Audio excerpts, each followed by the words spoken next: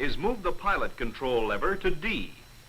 Step on the gas, and you're away, smoothly, swiftly, with a torrent of power under velvet control. If you grew up in America between 1950 and 1973, there is a very good chance the first automatic transmission you ever rode behind was a Chevrolet Powerglide. Maybe it was in the back seat of your dad's Bel Air on a Sunday drive. Maybe it was your mom's Chevy 2 hauling you to the grocery store while you sat in the back kicking the seats.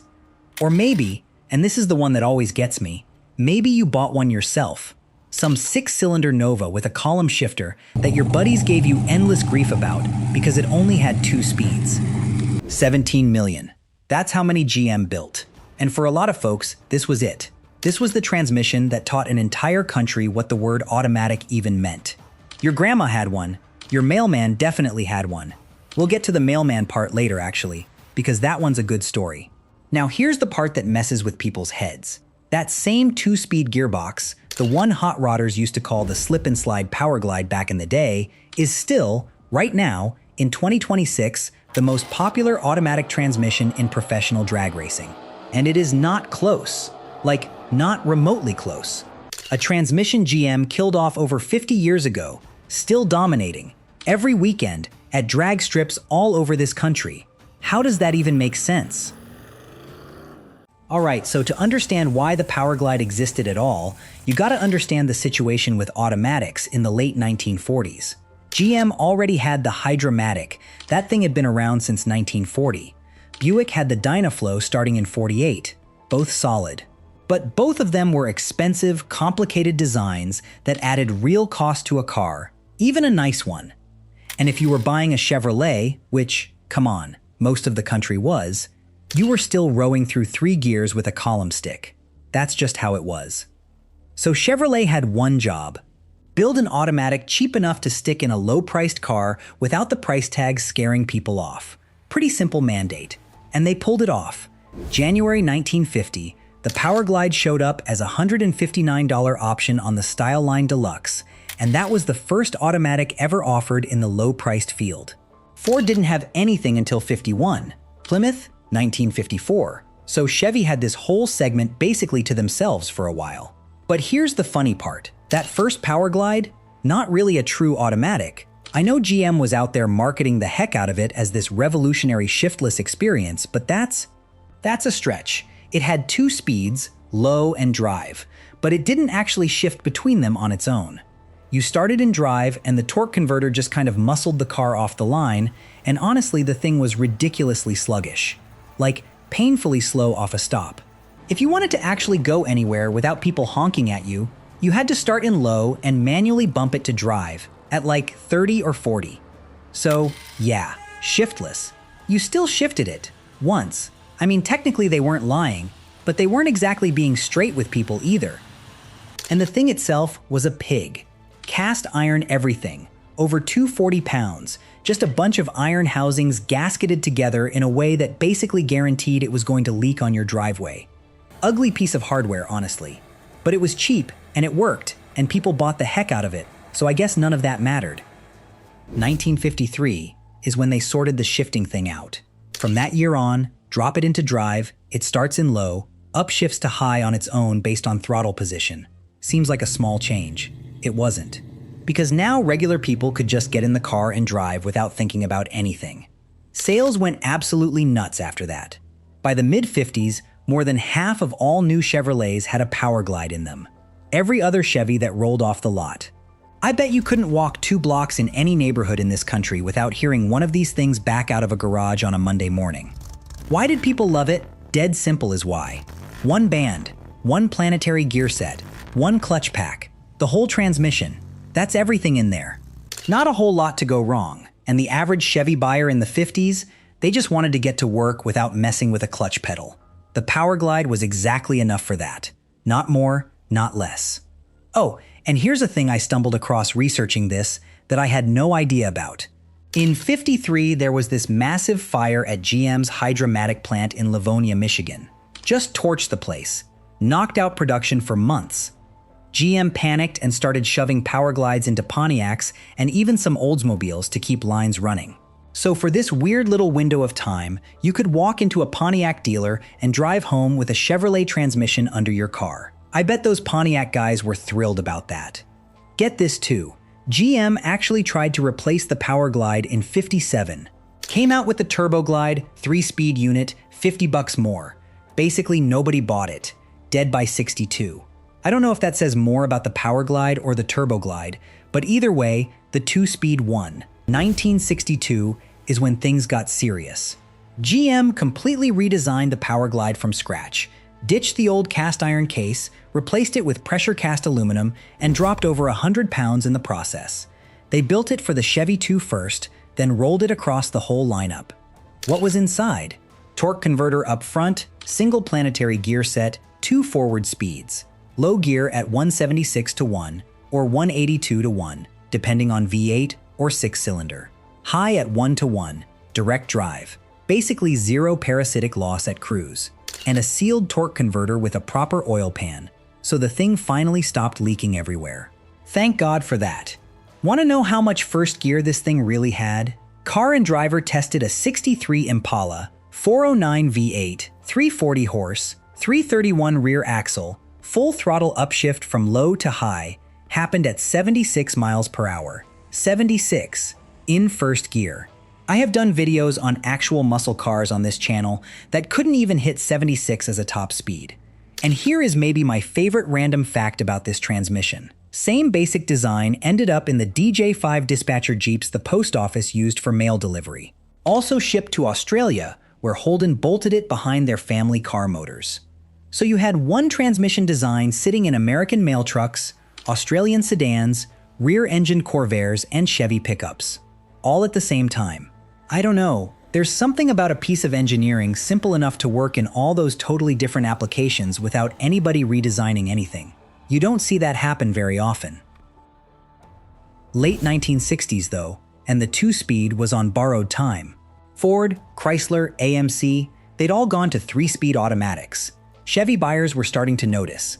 GM brought out the TH465 for big motors, and by '69, the TH350 covered everything else. 6s, small blocks, whatever you needed. The Powerglide just sort of hung around after that. Cheap option on 6-cylinder Novas and 4-cylinder Vegas. Bottom of the barrel. After the '73 model year, they pulled it for good. Now, normally that's the end, right? 23 years, 17 million units, good run, nice knowing you. That is not what happened. At all.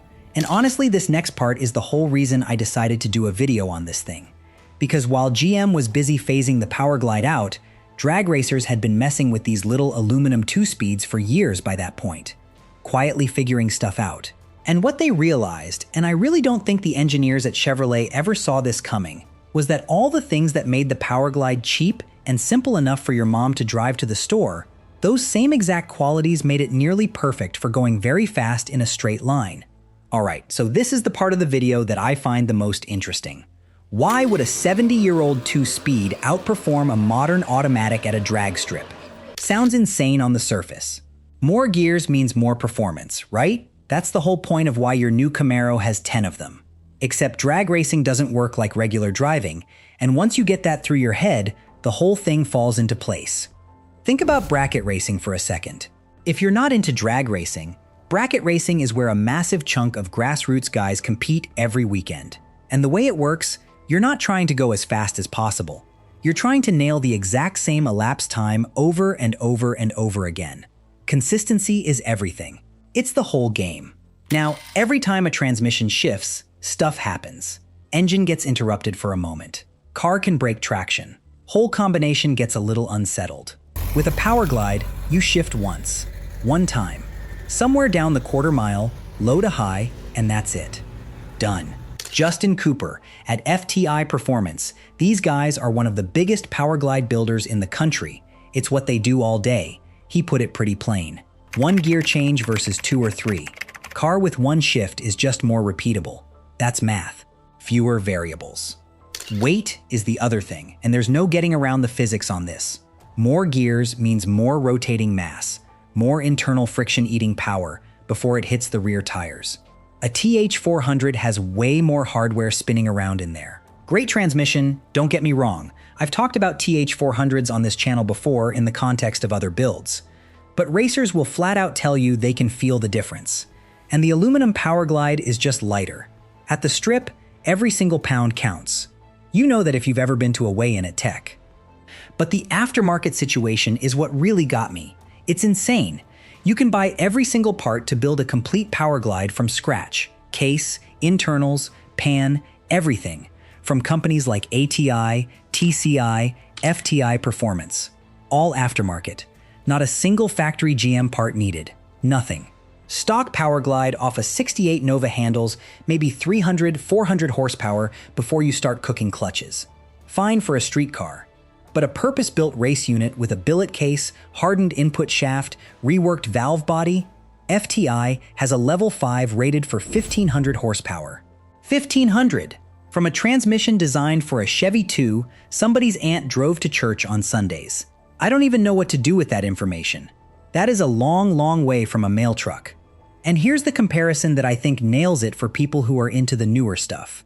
The 10L80E 10-speed in a current Camaro, first gear is 470 to 1. Fourth gear on that same 10-speed is 180 to 1. Powerglide's low gear is 176 to 1. So the Powerglide basically starts in what a modern 10-speed considers its fourth gear.